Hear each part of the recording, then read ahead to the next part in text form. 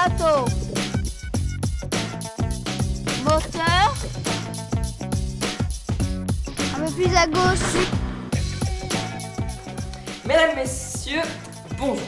Nous sommes ici sur le plateau de tournage d'un film. Les actrices sont en train de se préparer pour interpréter le rôle. Donc nous avons Anna, Inde et Mathilde. Je ne vous dérange pas plus. Allons voir ce qui se passe du côté des techniciens. Cette scène, je la sens bien parce que le... Ouais, mais ça sera comme toutes les autres, c'est bon, c'est dans la poche. Vous êtes l'équipe technique de ce film? Pas que tous les trois, il y a aussi Valentin et Mathéo qui sont là. Mathéo qui est le deuxième caméraman. Benjamin, je suis cadreur. Je suis metteur en scène et je mets en scène les scènes. Et Samy, je suis clapman avec mon clap. Silence, plateau, moteur. Ça tourne. Quelque chose pour vous, ta. Happy baguette. Merci mamie. De rien, bon anniversaire mes chéris. Merci pour ce petit bout de fiction. Combien de temps faut-il pour faire un film de 2 heures? Allons voir ce qu'en pensent les cuissetois. Ça doit être très très long, hein. Des mois, je pense. De 2 heures, il faut bien plusieurs jours. Je sais pas, il faudrait 2... Bonne question. Un film de 2 heures. Il faut faire un film de... Ouais, 4 mois, allez. Combien de temps il faut faire pour un film de 2 heures? Oui, 3 jours, oui. 365 multiplié par 2, ça fait 700. Oh bah je pense 3 jours. Des mois, sûrement? Même plus, mais enfin 3 jours minimum. 800. Moi, je dirais un bon film de science-fiction avec les effets spéciaux, et les trucages, tout ça, ça prend beaucoup de temps. Oui. 820 jours. Eh ben, des fois, ça prend du temps. Hein. Des fois, ça prend 2 ans, 3 ans. Oui, c'est presque ça. Allons à la rencontre d'un professionnel du cinéma pour avoir son avis.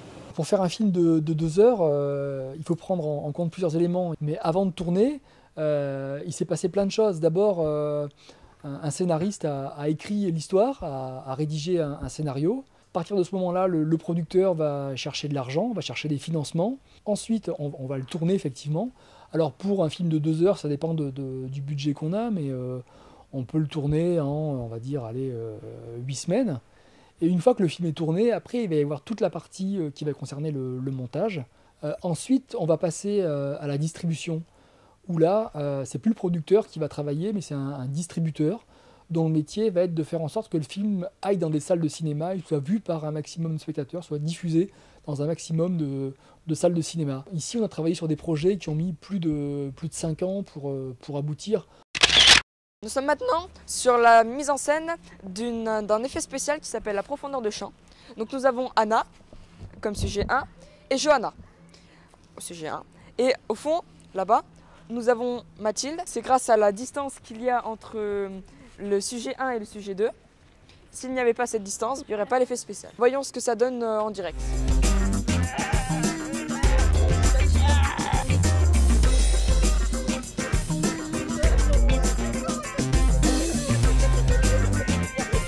Merci aux actrices et à l'équipe technique. Maintenant, nous allons rejoindre Inde pour le fond vert. Merci Jérémy. Donc maintenant, je vais vous faire découvrir comment utiliser un fond vert. Mais pas un fond vert pourri comme ça. Un bon fond vert, une pomme. Et puis, surtout, faut les lumières. Pas trop, c'est bon. Les acteurs, venez s'il vous plaît. La chose que tout le monde veut savoir, c'est apparaître, disparaître. Samy, tu viens? Donc le petit truc, regardez, abracadabra, hop, je ne bouge plus, la caméra coupe. Après Samy, il dégage. La caméra retourne, je finis mon geste et avec le montage, Samy n'est plus là. Je te laisse la parole. Alors pour le fond vert, je vais vous expliquer. Il y a quelqu'un qui projette une image, c'est ça? Qui incruste une image derrière. Qui incruste une image derrière. Et moi, par exemple, je veux le désert. Je clique les doigts. Donc j'ai le désert. Oh là là. Et après, on va aller dans une oasis. Voilà, mais ça. Avec toi. Ah, c'est voilà. Maintenant, on va retourner au fond vert. Et voilà, on est au fond vert. Voilà. Merci In de m'avoir repassé l'antenne.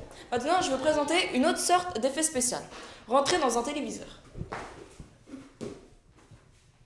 Évidemment, vous avez vu l'envers du décor. Mais maintenant, voyons ce que voient les téléspectateurs.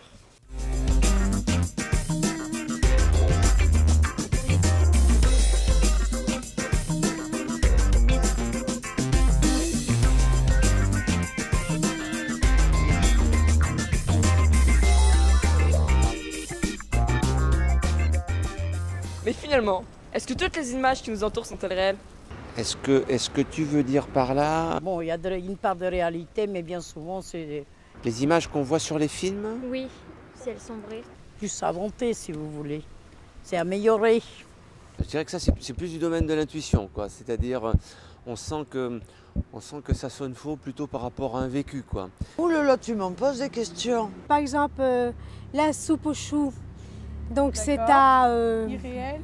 Souvent, j'arrive à reconnaître si c'est réel ou non. Donc les images ne sont pas filmées dans le village à Chassignol. Bien sûr qu'on se laisse tromper, heureusement.